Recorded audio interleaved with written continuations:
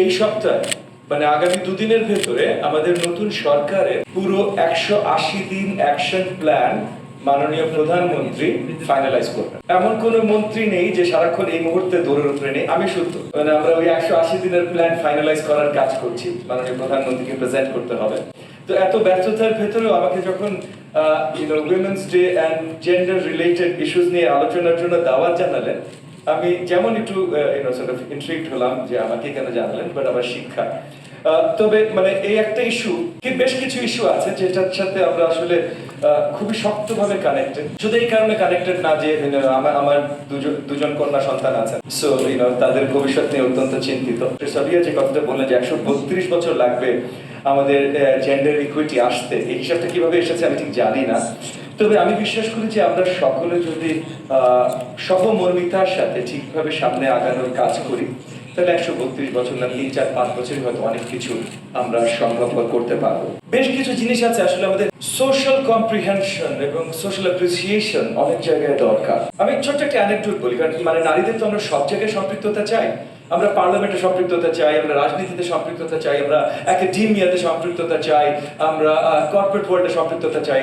চাই না সব জায়গায় সম্পৃক্ততা? আমরা সব জায়গায় সম্পৃক্ততা চাই। নবনীতা বললেন কার কথা শোনা যাচ্ছে, এটা অত্যন্ত গুরুত্বপূর্ণ। পার্লামেন্টে কে আছে তার কথা শোনা যাচ্ছে, এটা অত্যন্ত গুরুত্বপূর্ণ। পার্লামেন্টে কারা আছে? আপনারাই বললেন মাত্র 7 জন নারী পার্লামেন্টেরিয়ান আছে, সত্য কথা। তবে পার্লামেন্ট এমন একটা জায়গা যেখানে কে যাচ্ছে এটা জেন্ডার বা অন্য কিছু মানে ধর্ম, গোত্র এটা দিয়ে নির্ণয় করা হয় না। প্রাথমিক পর্যায়ে রাজনীতিতে কারা যাচ্ছে সেটা গুরুত্বপূর্ণ, তার ভিত্তিতে পরে যে নেতৃত্বে পার্লামেন্টে কারা যাবে সেটা নির্ধারিত হবে। নির্বাচনের 2টা মেজর ক্যান্ডিডেট ছিল, একটা ছিলাম আমি, যাকে আপনারা আপনাদের আস্থা দিয়ে জিতিয়ে নিয়ে এসেছেন। আরেকজন ছিল, তার মেইন পরিচিতি ছিল একটু ধর্মীয় আলেম হিসেবে, সেটাও ভালো, কোনো এখানে মন্দের কিছু নেই। তার বক্তব্যে পরিষ্কার করেছিল তার আগে যে সে বিশ্বাস করে নারীদের রাজনীতিতে কোনো জায়গা নেই, নেতৃত্বে কোনো জায়গা নেই, নারীদের জায়গায় নেই, এটা সে পরিষ্কার করছে। তার বিশ্বাস, ভাই গণতান্ত্রিক সরকার ব্যবস্থা আমরা আছি, তার বিশ্বাস সে করতেই পারেন। কিন্তু যে 2টো মেজর ক্যান্ডিডেট এবং একজন মেজর ক্যান্ডিডেটের বিশ্বাস নারীদেরকে মুছে দাও সোশ্যাল সব প্ল্যাটফর্ম এবং ফোরাম থেকে, তার বিশ্বাস এটা। তো এখন নির্বাচন প্রত্যেকদিন 10টা-20টা করে মিছিল হচ্ছে, অনেক কিছু হচ্ছে, right? We trying to get to the people. তেমন একটা মিছিলের সামনে হঠাৎ করে একজন নারী আমাকে থামালেন, মানে পুরো মিছিলটাই থামালেন। অবভিয়াসলি উনি একজন ভোটার, উনি থামালে আমরা থামবো।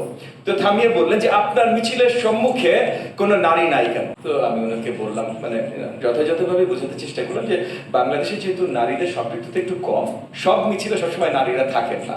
আমরা চাই 50-50 সম্পৃক্ততা পুরুষ নারী, যে কোনো মিছিল বা যে কোনো কর্মকাণ্ডেই 50% নারী হবে, 50% পুরুষ হবে, কিন্তু সব জায়গায় আমরা সেটা পাই না।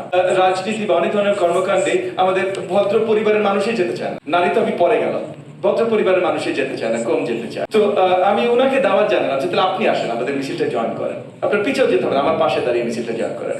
না, আমি রাজনীতি করি না। ঠিক আছে, তো ওনাকে প্রশ্ন করলাম, আচ্ছা আপনি এই প্রশ্ন কি সবাইকে করছেন, মানে বাকি যত ক্যান্ডিডেট আছে, যত মিছিল আছে সবাইকে করছেন? তিনি বললেন না, আপনার থেকে আমাদের এক্সপেকটেশনস বেশি। এটা অত্যন্ত আনন্দনীয় যে উনি মনে করেছেন আমার কাছ থেকে কোনো এক্সপেকটেশনস বেশি। কিন্তু এই জায়গাটায় আমরা লাইনগুলো এমন ভাবে ড্র করি যে কিছু দূর আমরা যাদের কাছ থেকে এক্সপেক্ট করি তাদের কাছ থেকে হয়তো বাস্তবতার বাইরে যে এক্সপেক্ট করি। কারণ আমি এক রাতে 50% নারী আপনার সম্পৃক্ততা করতে পারবো না রাজনৈতিক কর্মকাণ্ডে, কিন্তু আমি অ্যাকচুয়ালি নারী সম্পৃক্ততা দেখতে চাই।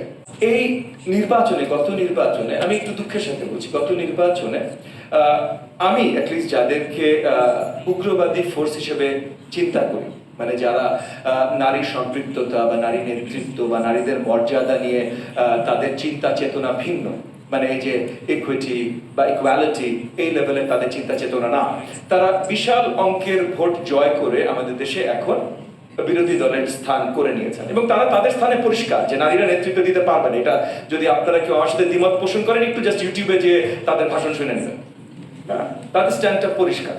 তো এই জায়গা থেকে আমরা জাতিগতভাবে এর আগে কখনো আমাদের 55 বছর ইতিহাসে এর আগে কখনো এতটা উগ্রপন্থী বা নারীবাদী বিরোধী ছিলাম না।